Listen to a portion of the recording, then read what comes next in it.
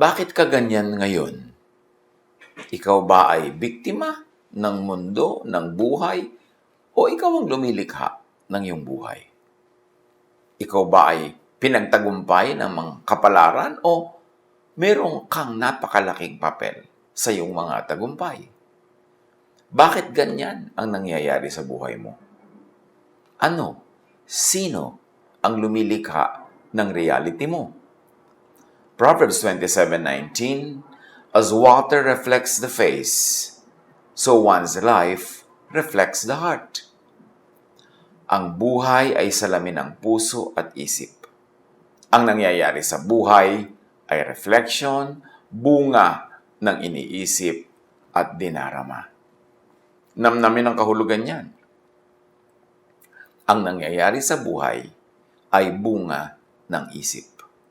Proverbs 4:23, above all else, guard your heart, for everything you do flows from it. At sabi ng New King James Version, Proverbs 23:7, for as he thinks in his heart, so is he. As you think, kung paano ka mag-isip. Yan ang pamagat ng ating pag-aaral ngayon. Nanawa, maging maganda ang bunga sa paraan ng ating pag-iisip para maging maganda ang bunga sa ating pang-araw-araw na buhay. Your eyes see what you happen to see, yes, but more than that, your eyes see what you choose to look at, to focus on. Sa dinami-rami ng pwedeng makita, namimili ang mata ng tititigan. Your thinking creates your reality. Ang pag-iisip, ang iniisip mo, ang gumagawa ng realidad mo. Our thoughts, if you think them over and over and assign truth to them, become beliefs. Namnamin. Ang inuulit-ulit na pag-isipan, pag ginawaran ng katotohanan, pag ginawa mo ito ang iyong truth, ito ang iyong reality, pag ginawaran ito ng pagiging totoo, ay nagiging faith, nagiging pananalig. Ano man ang inuulit-ulit mong pag-isipan, pag inassignan mo ito ng truth, ito ang iyong truth, ito ang iyong nagiging faith, pananalig.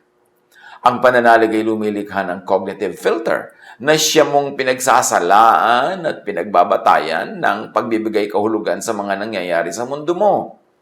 Ang salaan ding ito ang namimili ng mga patunay sa kapaligiran na tumutugma sa pinaniniwalaan mong truth at tumatanggi, nagtatakwil sa mga kakontrang ideya. Huwag kayong mga nosebleed dyan. Intindihin ang pinag-uusapan natin. Nosebleed din itong pag-aralan at ituro Kaya kailangan mag-effort ang lahat na intindihin. Huwag tayong laging mahalin na sa madali lang. Kailangan nag-iisip tayo ng malalim, malawak, mataas. Pagka meron kang pinaniwalaan, pag lagi mong iniisip ang isang bagay, at ito'y pinaniwalaan mo na, inassign mo na ito na yun ang truth, dahil laging paulit-ulit, di mo tinanggihan, in fact, niyakap mo, naging truth mo na, lahat ngayon ang tingin mo sa buong mundo, ito ang panala mo kung ano ang tama at mali, kung ano ang tatanggapin mo at ire-reject, kasi nag-assign ka na ng truth sa iyong paniniwala. Kaya dapat bantayan kung anong pinaniniwalaan, kung anong dinidinig, at kung anong gagawin mong, this is my truth. Kasi yun ang magiging salaan mo sa lahat-lahat ng bagay. Dahil sa selective filtering system ng brain, tinatawag na priming, that works on activation-inhibition model, pag ang isip ay primed by a certain belief to look for something, pinagsasarahan nito ang mga kakontrang neural networks. Kaya nahihirapan o mahihirapan kang makita ang patunay na kontra sa nauna o dati ng paniniwala. Pag kinondisyon mo ng utak mo kung anong katotohanan, pag tinanggap mo ng ito ang katotohanan, at ito na ang iyong naging pananalig, pati sarili mong utak ay mabubulag na, hindi na niya makikita ang mga patunay na kontra doon sa pinaniwalaan mo na. Kaya mahirap kausap ang religious person at ang very political ang utak. Kasi pag nag-decide na siya na yung narinig niya, yung napaulit-ulit yung narinig, nakita, na yun na ang totoo, yun na ang reality, kahit pa tapunan mo ng liwanag to the contrary, kahit pa yung kakontrang ideya nito ay ubod ng linaw, maliwanag pa sa sikat ng araw sa tanghaling tapat, hindi na ito makikita ng isip. Pinagsasarahan ito ng sarili nating isip. Ang ating isip ang magpapalaya sa atin at ang ating isip din ang nagiging kulungan ng ating buong pagkatao, pananaw at buhay. That's why people who are depressed see a more depressing world. It's also why you are so convinced that your view of the world is the truth. Ito rin ang sanhi, kaya ang tao ay kumbinsido na ang pananaw niya ang siyang tanging katotohanan. Kasi sa katatanggap niya ng tinanggap niya, kauulit-ulit nito, at pag-a-assign niya dito ng ito yung truth, nagsara na ang utak niya sa ibang ideya, lalo ka kontra doon sa niyakap na niyang ideya. Kaya napakahalaga na laging nire-review ang ating pinaniniwalaan, ang ating pinaninindigan. What most people don't realize is that they are participating in creating their own version of the truth. Pero akala nila, yun na lang ang kaisa-isang truth. Kaya dapat pag-ingatan ang iniisip at dinarama. Malamang na pag pinaulit-ulit ito, yan ang magiging reality or truth mo. At yan ang ginagawa ng maraming organized religions, of course. Paulit-ulit. Indoctrination. Almost brainwashing.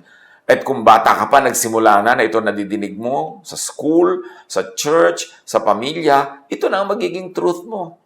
Kaya iba-ibang parts of the world, iba-iba ang truth ng mga tao, nagyagyera-gyera, nagpapatayan for the truth.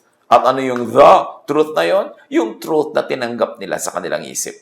At tinatanggihan na ng kanilang isip yung ibang bagay kahit ubod ng linaw na tama yun. Kasi nabulag na ng pananalig ang pag-iisip. Proverbs 4:23, above all else, guard your heart, for everything you do flows from it. Guard your mind, guard your belief, guard your idea, because everything you will do will be shaped by your belief. Proverbs 6:14, who plots evil with deceit in his heart, he always stirs up conflict. Mula sa isip, tungo sa salita at sa gawa. Pagka deceitful at quarrelsome yung isip, ang action niya magiging deceitful and quarrelsome. Natural. Proverbs 27:19, as water reflects the face, so one's life reflects the heart. Ang buhay ay salamin ng puso at ng isip. Ang nangyayari sa buhay ay reflection, bunga lang ng iniisip at dinarama. Nandyan ka dahil inisip mong dapat ay nandyan ka at inisip mong pupunta ka dyan. Nandyan ka dahil pinaniwalaan mo yan ang best para sa'yo. Nanalig ka, so ginagawa mo. Psalm 139:23, search me, God, and know my heart. Test me and know my anxious thoughts. Dapat laging ipasuri at ipasala sa may likha, sa Word, kay Jesus, sa Jesusness, ang iniisip at dinarama. Maraming tao, sobrang nakondisyonan na sila na Pharisees ang tama. Kaya pag tinuruan mo ng Jesusness, nire-reject si Jesus. Sobrang nakondisyon na sila na law ang umiiral. So pag tinuruan mo ng grace, ayaw tanggapin.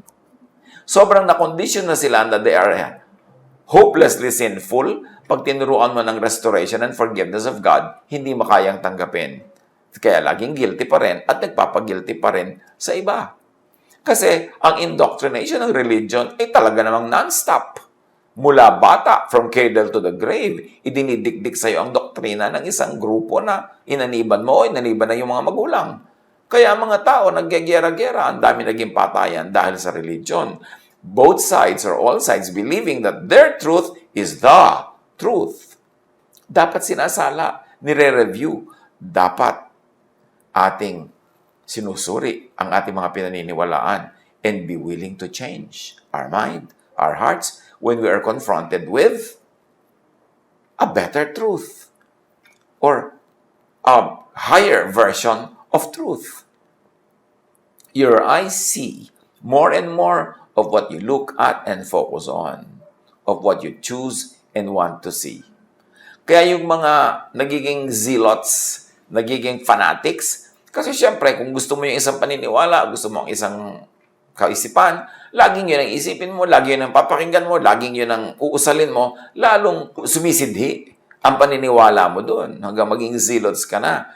Kasi ang brain natin, nakukondisyon yan eh. Kung anong lagi mo tinitingnan, yung nag-a-adjust ang brain mo para yun na makita. At hindi na niya tinitingnan ang mga ayaw mong tingnan, ang ayaw mong makita, hindi na tinitingnan ng brain mo. Akala mo tuloy, wala na yun, hindi na nag-e-exist. At yun na lang, paborito mo, ang nag-e-exist. Our brains shape our reality. Social reality can even shape physical reality. For example, it's a stereotype to think that girls aren't good at math. When people believe that stereotype, which is a social reality, they may expose girls to fewer math and physics problems than they do boys, creating a self-fulfilling prophecy that perpetuates the stereotype. Kasi meron na silang pinaniwalaang katotohanan, lahat ng gagawin nila nakasang-ayon na doon, so lalo naman sisidhi ang paniniwala nila na yun na nga ang tama. Dapat sinusuri kahit pananalig, kahit doktrina, because the truth will always stand the test. Bakit ka matatakot na suriin ang iyong truth? Tapunan ng liwanag, i-examine. Kung naniniwala kang truth, ito talaga, ipapa-examine mo. Dahil lalabas at lalabas ang katotohanan. Huwag tayong masyadong matigas ang ulo na, yan ang aking paniniwala, yan ang sabi ng aking preacher, yan ang sabi ng aking teacher, therefore, yan ang truth. Dapat reviewin lahat. Ang pinagsama-sama at nagkakaisang human brains create social reality, a superpower that can move mountains. Kaya yung mga naniwala sa isang leader, halimbawa, yung mga naniwala kay Hitler, pinaniwalaan nila lahat ng mga sinasabi ni Hitler, inulit-ulit ito ng media, pinaniwalaan, itinuro sa mga eskwelahan. So, na-create yung historical events, not only in Germany, but all over Europe. At nakaapekto sa buong mundo. Kasi napakaraming nag-subscribe sa paniniwala na yon. Any group of people can make up abstract concepts, share them, and weave them into a reality. Kaya nagkakaroon ng mga, kumisan, mass suicide sa mga relihiyoso. Kasi sobra silang naniwala sa leader nila, hindi na sila nakinig sa iba, talagang ipinako na nila ang utak nila doon, kaya nung pinainom sila ng lason, inuman naman ang lahat. Hindi na sila nakakapag-isip. Magtataka ka, kahit anong sekta, kahit anong relihiyon, magkakakontra at magkakasalungat, may mga members siya ng mga edukado, matataas sa mga pinag-aralan, malalayo ang narating, very successful. Sasabihin ng iba, therefore, true yung pinaniwalaan nila kasi educated sila. Not always. Kasi nga selective ang mind, ang brain. Pag gusto mong makita ang isang bagay, hanggang later on, laging yun ang tinitingnan mo, mamaya, yun na lang ang nakikita ng brain. Nagsasara na siya sa iba. Kaya akala mo, yung reality mo na lang ang kaisa-isang katotohanan. Ganyan sa politics at sa religion. Yan ang mga causes ng napakaraming giyera ng humanidad from the beginning. 1 Samuel 18:6-8. When the men were returning home after David had killed the Philistine, the women came out from all the towns of Israel to meet King Saul with singing and dancing, with joyful songs and with timbrels and lyres. As they danced, they sang, Saul has slain his thousands, and David his tens of thousands. Saul was very angry. This refrain displeased him greatly. They have credited David with tens of thousands, he thought, but me with only thousands. What more can he get but the kingdom? This social reality became physical, political reality.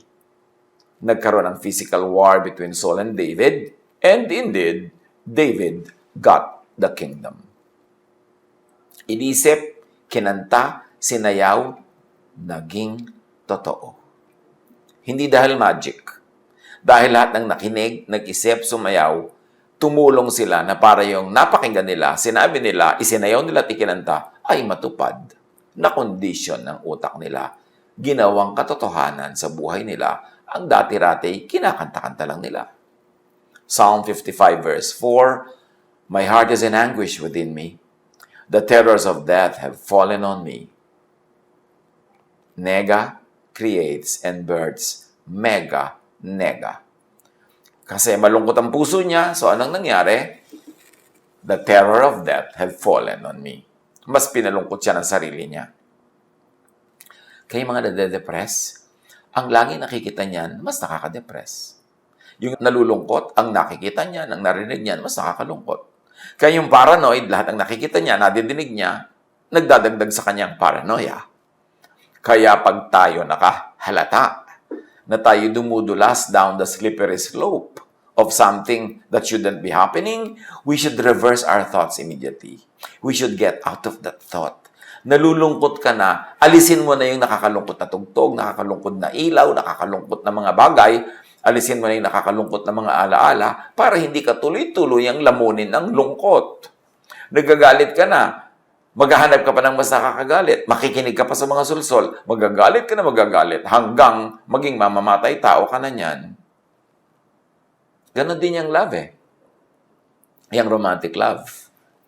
Pagka nag-decide ka na ay, lovable ang taong ito, attractive siya. Pag lagi mo siyang inisip ng inisip, pinalaki mo yung maliliit na bagay, lumalaki nga sa isip mo, na-in-love ka na. At pag na-in-love ka na, hindi mo na nakikita ang kapintasan. Ang nakikita mo na lang, yung katangian, dahil yung mind mo selective na. Ang pinipili na lang ng mind mo na tingnan, yung itinuro mo sa mind mo na tingnan. Ang sinasabi na lang ng mind mo, yung gusto mong marinig. Kaya pag in love ka dito kay Bigote, tapos sinasabi ng nanay mo na nagmamahal sa'yo na hindi siya boto, ayaw niya, sa nanay mo pa ikaw magagalit. Hindi ka naniniwala, hindi mo makita yung truth ng nanay mo kasi binulag ka na ng truth na isinaksak mo sa sarili mong utak. Kaya pinag-iingatan ang iniisip. Pinag-iingatan na pinapanood, pinapakinggan. Kasi pag pinakinggan mo ng pinakinggan at tinanggap mo, at inassignan mo ng truth, na ito na ang truth ko, ang utak mo, wala nang ibang aaproban kundi yung sang-ayon doon sa desisyon na yon. Tatanggihan niya, tatakpan, hindi na papapasukin ang mga salungat na ideya. Hanggang maging bigot ka na, maging one-sided brain ka na, maging one-sided utak and thinking, hanggang maging bias ka na. Kaya ang utak, ang belief, laging challenge, laging tinatanong, laging tinatapunan ng liwanag ni Jesus. Kaya napakasidhi at napakalupit ng mga religious wars, religious quarrels. Sa sariling pamilya, mga magkapatid nagtatakwilan. Sa sariling church, nagbabatuhan, nagsasakitan. And each of them believes that his or her truth is the truth. Kasi dinedeceive tayo ng ating isip. Una, ikaw ang nangyayari, ikaw ang nakakapangyayari, pinapasunod mo yung isip mo, pero mamaya yung isip mo na ang kokontrol. Kasi nalaman na niya yung cue mo. Nalaman na niya kung anong gusto mo, yun na ngayon ang ibibigay sa'yo. Yung gusto mo nang makita ang makikita mo. Pag gusto mong makita ang negative ang mundo, puro nega ang makikita mo. Pagka negative ang isang tao, negative na lang ang makikita mo. Bulag ka na sa kanya mga positive. Kasi ganyang brain mo, nag-a-adjust sa iniisip mo.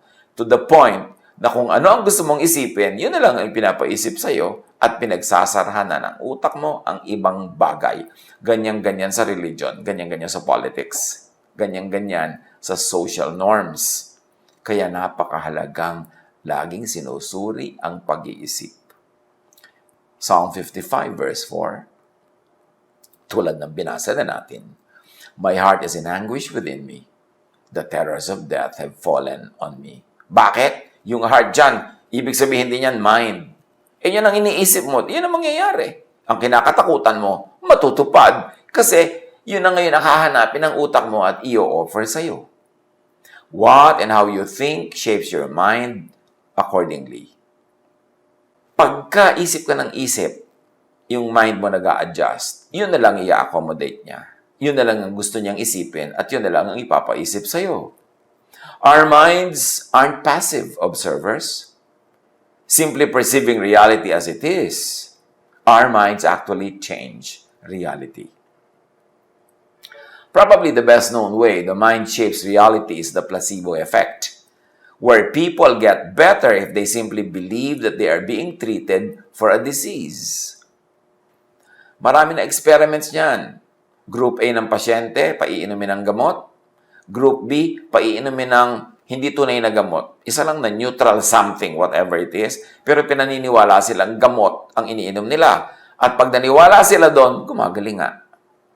Ang laking bagay ang sinasabi ng mga experiments na yan, na ang iyong paniniwala nagiging totoo. Na napakamakapangyarihan ng pananalig. Kaya nga sabi ni Jesus, believe.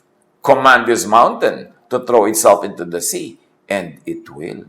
It will become your reality. Pain is highly responsive to each person's psychology and mindset.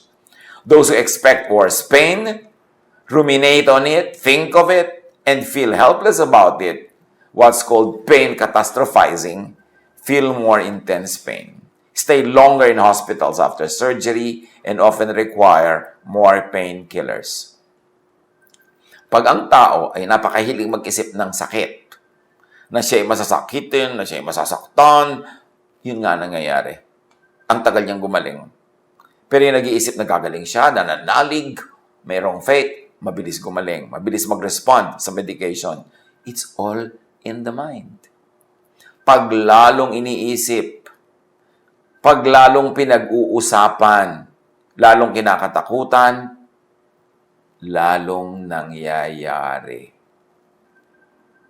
Kaya hindi maganda yung mga lagi ang pinag-uusapan nyo, mga sakit. Pagka maraming tao, lalo seniors, pag nakita-kita na, wala pinag-uusapan kundi ang sakit nino. Nagpapaligsahan kung kaninong blood pressure ang mas mataas, kung kaninong blood sugar ang mas mataas, kung kaninong sakit ang mas malala. Kaya ayun, nagkakalubog-lubog din uli sa sakit. Pagka ang gusto nyo laging pag-usapan, kapintasan na inyong hipag, lalong nagagalit kayo sa kanya. At lalo siyang nagiging kapintas-pintas kasi yung reality ng utak nyo umaapekto sa mundo. Nagkakatotoo ang laging pinag-uusapan, lalo't pinaniniwalaan. Di ba? Faith moves mountains. Kahit negative faith. Pag naniwala kang hindi ka nagagaling, hindi ka na nagagaling. Pag lagi niyong pinag-uusapan na, naku, maghihirap ang buhay, ang hirap ng buhay, ang hirap ng hanap buhay, ganun nga mangyayari. Yung mga may tindahan, pagka tinanong mo, magkano ang benta mo? Mahina, matumal. Siguro sa takot mautangan, sa takot na mahingan. Pero kasasabing matumal, mahina, ay tumutumal talaga, tumihina. Pero pagka maganda yung benta, ayaw sabihin, wow, malaki ang benta ko, tipak, marami ako ngayong benta. Sa takot na naman siguro mahingan. So, ang nangyayari, dahil hindi na pag-uusapan yung malaking benta at magandang negosyo, hindi na yun tinitingnan ng brain. Ayaw na uli yung makita, ang hahanapin na niya uli yung maliit na kita, yung maliit na benta, yung negative, at yun na naman ang matutupad sa buhay. Kaya dapat pag-ingatan kung ano ang iniisip, ang ipinaiisip sa kapwa, lalo sa bata. Kaya dapat pag-ingatan kung ano ang doctrine na isinisiksik sa utak ng nakikinig kasi nagiging ganon siya. Bakit ang daming relihiyoso nagiging masama ang ugali? Nagiging judgmental kasi yun ang lagi nadidinig mula sa preachers and teachers. Judgmentalism. Bakit marami mga relihiyoso nagiging mapaghiwalay sa kamag-anak, sa mga kaibigan? Kasi yun ang laging nadidinig. Nagiging totoo sa buhay nila ang kanilang nadirinig. Your mind is wired to be shaped by what you think of, by what you focus on, by what you search for. Kaya pag nag-decide ka na in love ka na kay Guwaping, ang hinahanap na lagi ng isip mo yung nakaka-in love, dire-reject niya yung mga nakakainis at mga mali. Kaya nabubulag ka sa pag-ibig. Kaya sinasabi nila, love is blind. Because now you decide what to see, you decide what to hear, you decide your reality, and once you have decided on it and you believe in it, and you assign it truth, it will happen. Yun ang himala. Yun ang hiwaga. Yun ang power ng pag-iisip. What you think, you will become. If you want to change the outside, you must first change the inside. You must change the attention of your thoughts. Because what you think directly influences how you feel. And how you feel directly influences how your body reacts. And how your body reactions directly influence how you behave. And how you behave comes to define what you are and what you experience in life. Totoo ang ini-imagine. Pag in-imagine mo ngayon na ang mahal mo sa buhay ay nagtataksil sa'yo, nagiinit na yung punong tainga mo, bumibilis na ang tibok ng iyong puso at ang iyong pulso, sumisikip na ang iyong paghinga, at humihirap na ang iyong pakiramdam. Imagination mo lang yun. Hindi pa yung nagaganap sa kanya. Pero pag naganap na sa isip mo, umaapekto na sa iyong katawan. Thoughts become physical realities. Tumatawid mula sa loob ng iyong utak papunta sa buong mong katawan. Kaya ang imagined things become real. Kung ano ang gusto mong maging real in your life, yun ang lagi mong isipin, yun ang lagi mong imaginin. Ganon din yung mga sexual desires.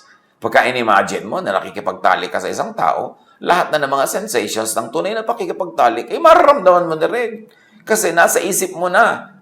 Pag iniisip, nagiging totoo sa physical world. Kaya dapat pag-ingatan ang iniisip. Pag inayos ang loob, aayos ang labas. Pag inayos ang isip, aayos ang mundo, aayos ang buhay. So nagsisimula ang lahat sa pag-iisip. Paano ka ba mag-isip? Optimistic, pessimistic, positive, negative? Mapaniwalain o ayaw maniwala? Paano? Thoughts, in and of themselves, have no power. It's only when we actively invest our attention into them that they begin to seem real.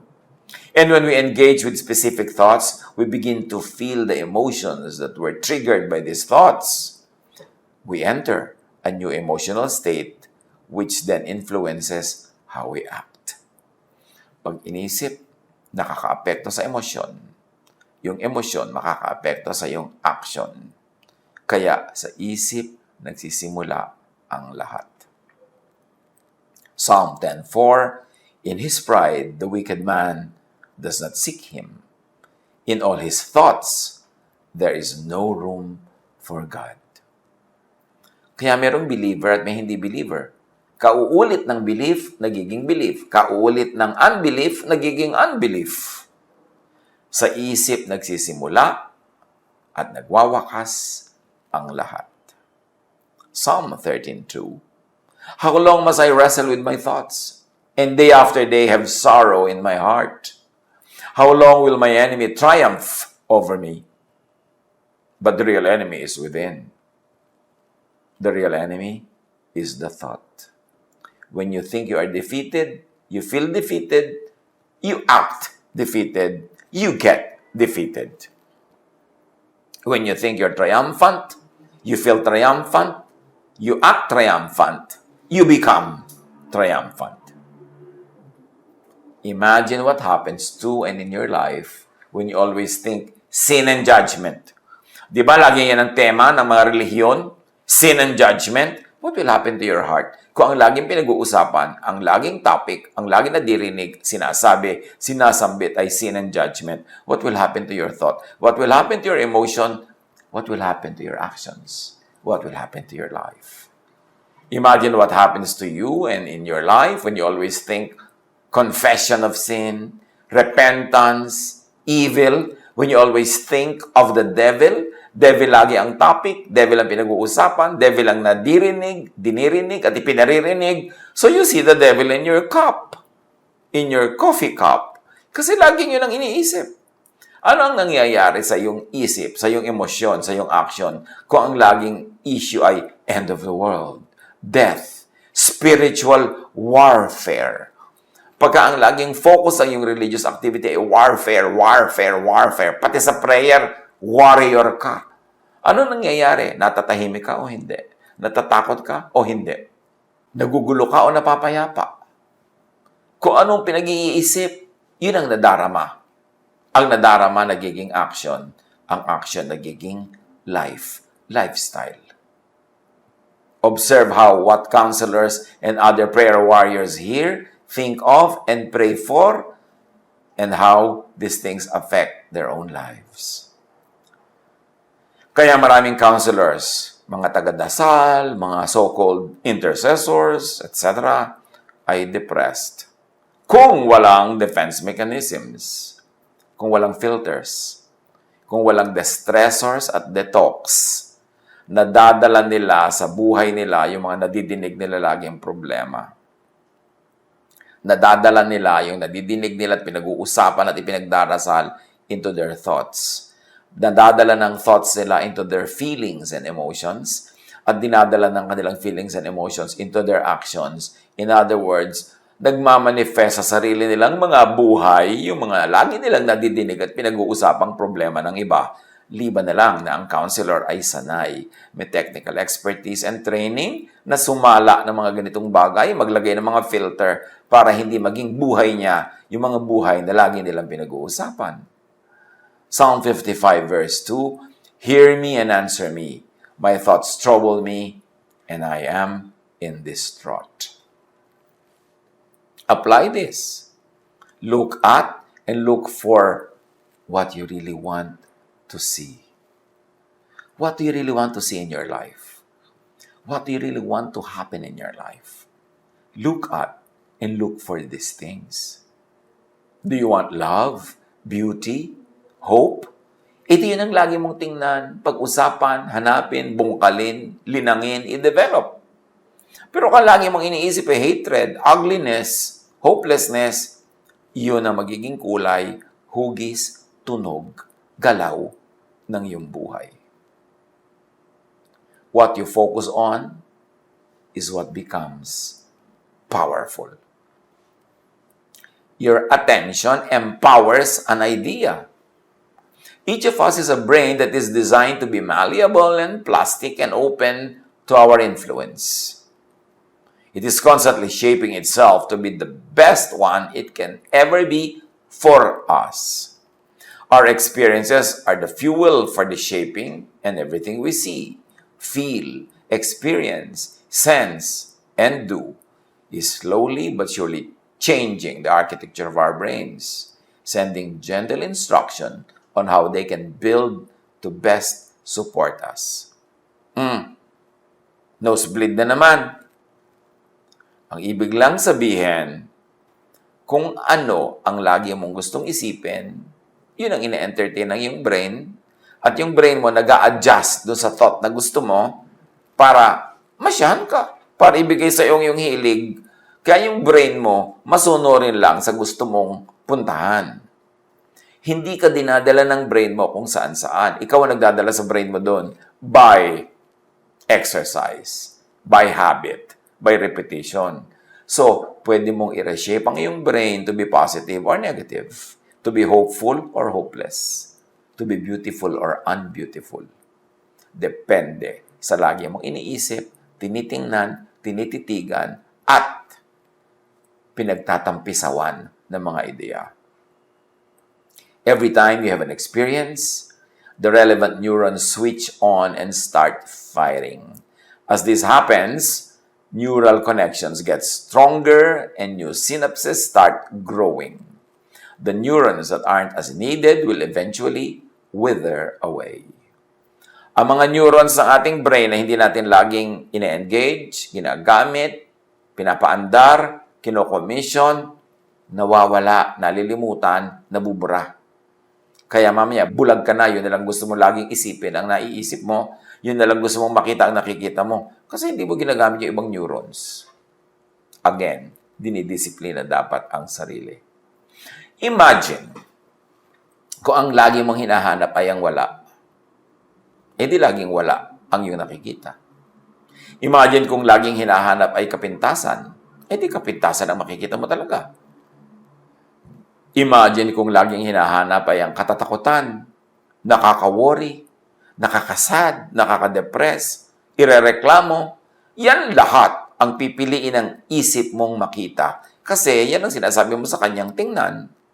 At i-accommodate ka ng brain mo, yun talaga lagi ang titingnan at hahanapin, ipepresent sa'yo. Hanggang maniwala ka na yun na lang talaga ang bukod tanging laman ng mundo at buhay mo.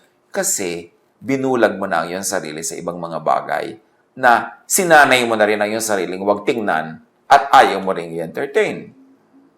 Philippians 4:8, kaya ang sabi dito, makinig.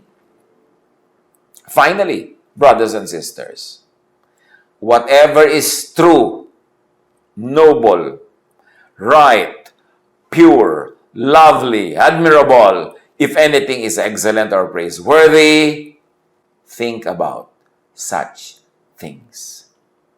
Yan na ang nag-summarize ng kanina pa nating pinag-nosebleedan. Kung ano ang mabuti, maganda, kaibig-ibig, kahanga-hanga, kung may anumang bagay na napakaganda at kapuri-puri, yun ang isipin mo. Kasi yun ang mangyayari sa buhay mo.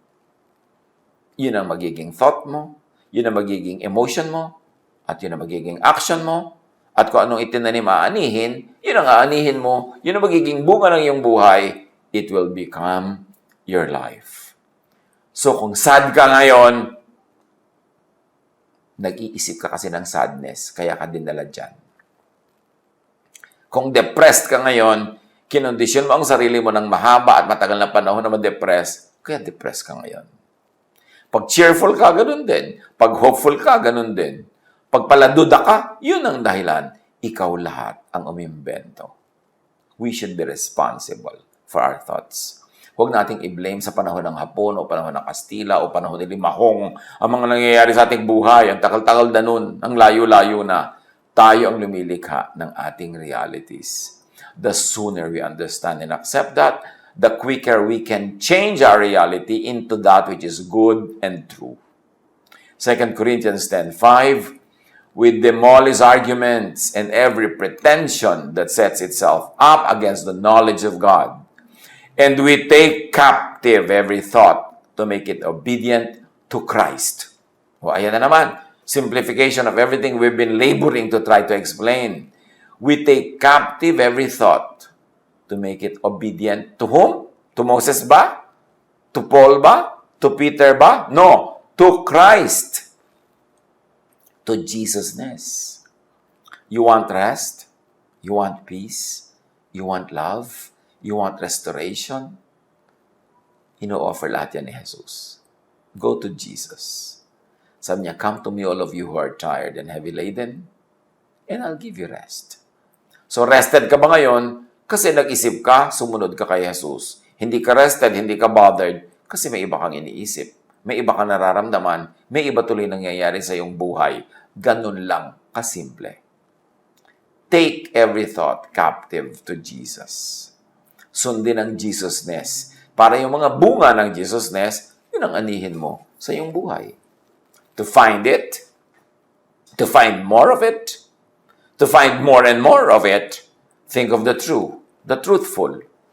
Haggai 1:5, now this is what the Lord Almighty says, give careful thought to your ways. Think of good. Matthew 9:4, knowing their thoughts, Jesus said, why do you entertain evil thoughts in your hearts? Why do you entertain doubt? Why do you entertain fear? Why do you entertain judgment? Why are you entertaining all these things? They are affecting you. Think of the progressive. Kailangan umaasenso. 2 Corinthians 3:16-18, we are all being transformed into His image with ever-increasing glory. So ang ating pagbabago para mapaayon tayo sa imahe ni Jesus ay tuloy-tuloy, progressive. Hindi yung kung anong narinig mo, paniniwala mo, stand mo nung unang-unang narinig mo yan, noong panahon ni Kopong-Kopong, yung ka pa rin ngayon, walang nagbago, walang nag-increase na glory. Dapat nag-glorify ang Panginoon sa ating patuloy na pagbabago. And you grow by outgrowing something. You grow in the mind by outgrowing your old mind. You grow in thought by outgrowing your old thoughts. Huwag matakot magbago ng isip kasi pag hindi ka nagbago ng isip, mabobonsai ka o mafofossilize ka. You will never grow from glory to glory. Think of the helpful, the edifying, the enriching. Do not think nega. Luke 5:22. Jesus knew what they were thinking and asked, Why are you thinking these things in your hearts? See? Lagi ang tinatanong ni Jesus, ba't yan ang iniisip mo? Ba't yan ang laman ng iyong puso? Think of the loving. Think of Jesusness. Romans 12:2.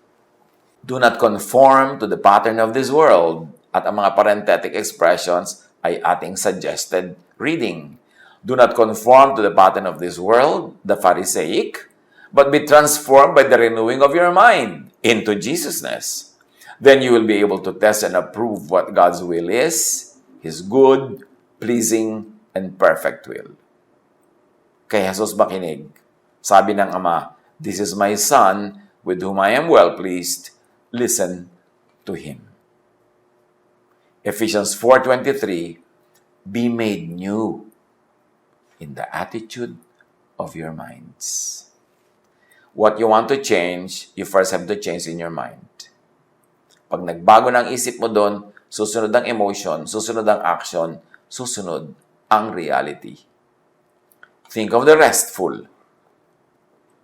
Sabi ni Jesus, come to me and I'll give you rest. Think Jesusness. Think of the peaceful. Sabi ni Jesus, my peace I give to you. Think Jesusness.